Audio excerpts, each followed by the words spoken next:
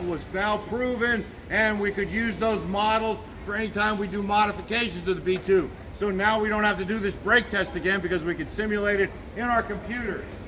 So we're going to go around back toward the missile gallery. And I'm going to point out two aircraft because you can see them back here easily. Up on the top there is a U-2A.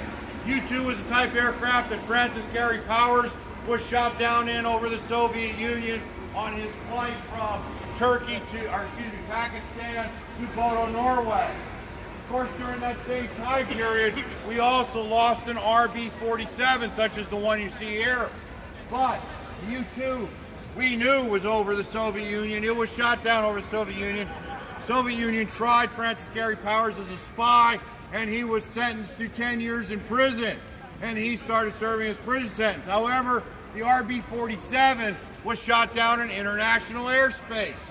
So just like we escort Russian bombers that come too close to the United States, and we'll send our F-15s up or F-22s to trail them, the Soviets did the same thing. And whenever we had a bomber that got too close in international airspace, they would then come up and trail it and stay with it, kind of escort it, make sure it didn't come across. One of the pilots misunderstood the information he was given from the controllers, and he thought he was cleared to fire instead of not cleared to fire. So he fired, shot down the B-47 over international waters. Well, two of the crew members survived.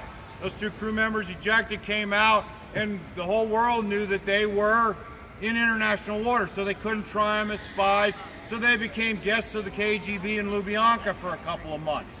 So they spent some time in Lubyanka, and then we agreed with the Soviets on a release date, and the Soviets gave them some clothing to wear when they were released, and we actually had them donate that clothing. So the clothing you see in this small space right here, the small display, is the clothing that they wore when they left the Soviet Union. So a lot of people say, why do you have a car in an Air Force museum? What's the purpose of the car? Well, the car was used as a recruiting tool. So the Air Force Recruiting Service built it. It's based off of a standard Dodge Challenger. It's modified with some carbon fiber on it. It's got carbon fiber wheels. It's got a stealth exhaust system that's quiet. It can be driven from either seat. It can also be driven from the internet. Anywhere in the world you can drive this car without a driver as long as you have an internet connection.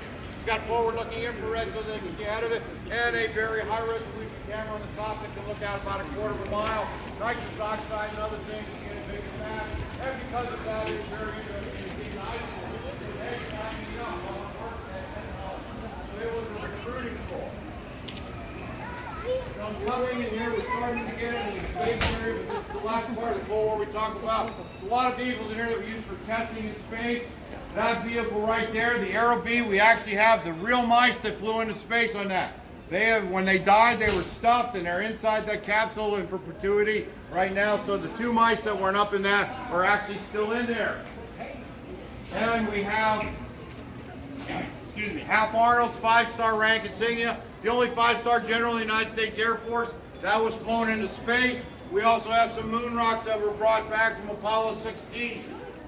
How many people have heard of John Glenn? How many people okay, so if you're from Ohio, you probably did. He was a senator from the state of Ohio, but he was also the first U.S. citizen to orbit the Earth. He orbited the Earth in a capsule, Mercury capsule, known as Friendship 7. And while he was a Marine and from Ohio, so he has museums both near Columbus as well as the Marine Corps Museum. These are some of the items that was donated by his family to us that represent some of the equipment that he had with him on the flight or to help get him in the capsule, such as the boots that he would have worn before getting in the capsule. So with that, we're going to go in here to the room that always brings the oohs and the ahs.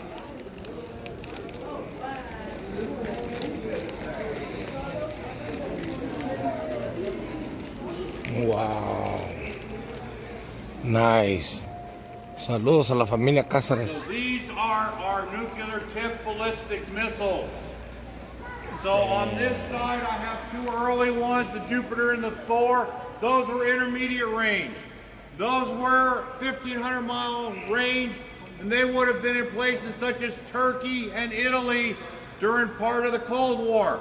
When Francis Gary Powers was shot down, one of the agreements we made with the Soviet Union was to pull those out of Turkey and Italy in order to have Francis Gary Powers released from prison.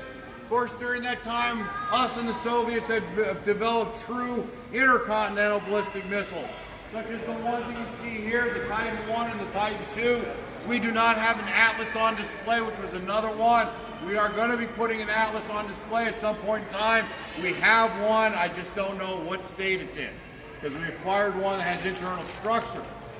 And then we go to the third generation, which is solid rockets such as the Minuteman I, Minuteman III, and Peacekeeper.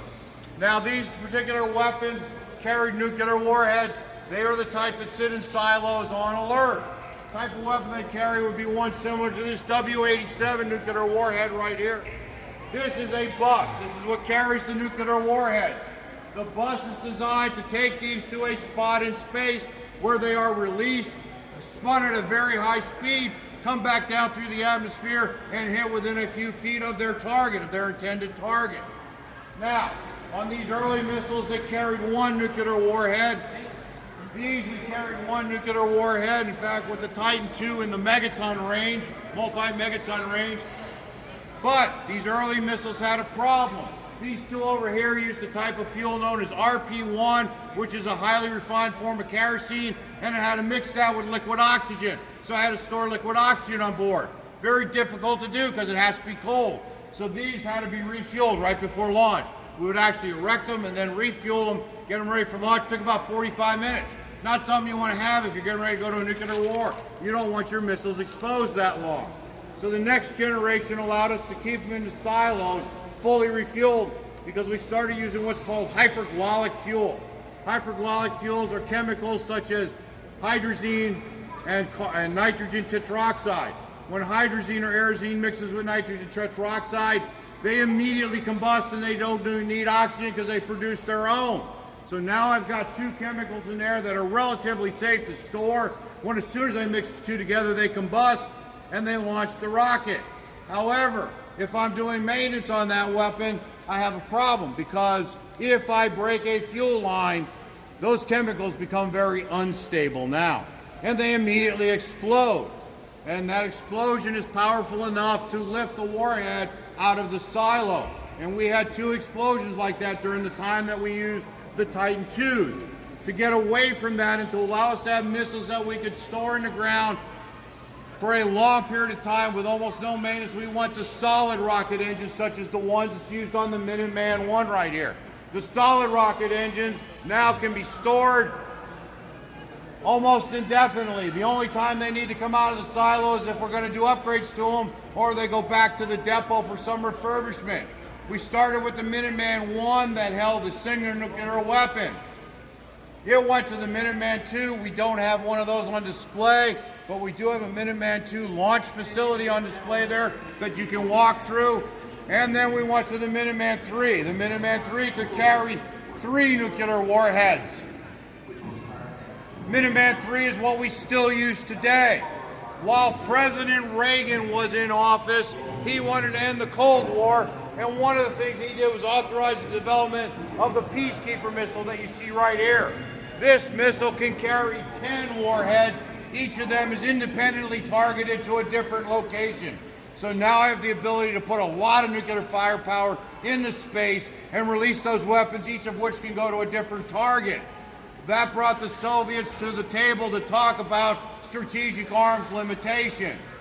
Part of that treaty that resulted was the drawdown of our nuclear forces. So we had the Minuteman IIIs now are limited to 1 nuclear warhead. And after 10 years of use, we took the Peacekeepers out of service. We no longer have any of those. Now, one of the unique things about those is they were not only in silos, but outside you can see a rail car, because we used to also drive these around the country in rail cars, and they could have been launched from those rail cars. So that was the system that is no more. And as part of that, we had to inspect the Soviet weapons and all the former Soviet states that still have nukes, and they get to do the same here under Project Open Skies. So we have Soviet inspectors that will come in here to the United States.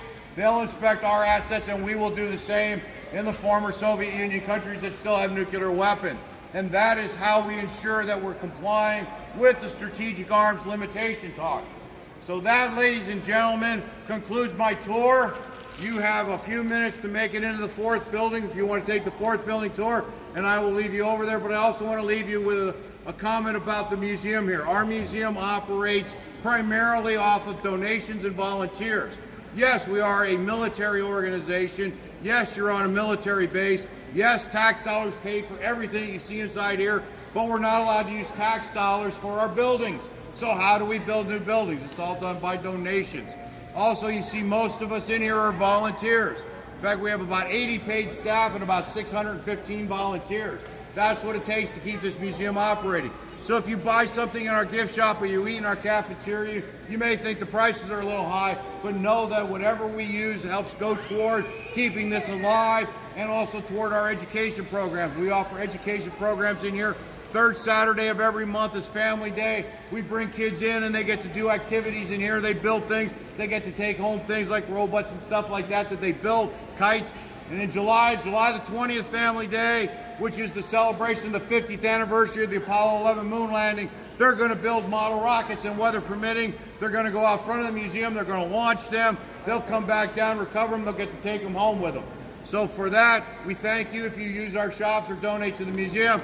And that concludes Thank you so my much. tour. Thank you so much for your tour. Thank you so much. Thank you. Thank you so much. Oh, sorry. You're welcome. Good tour. Wow, that was a pretty cool tour. Aquí está el Chef Cazares, and I hope you guys subscribe to my channel. And you got this here from Ohio, at the Air Museum and Navy in Ohio. That's an amazing tour. I hope you guys like it. #ChefCazarez.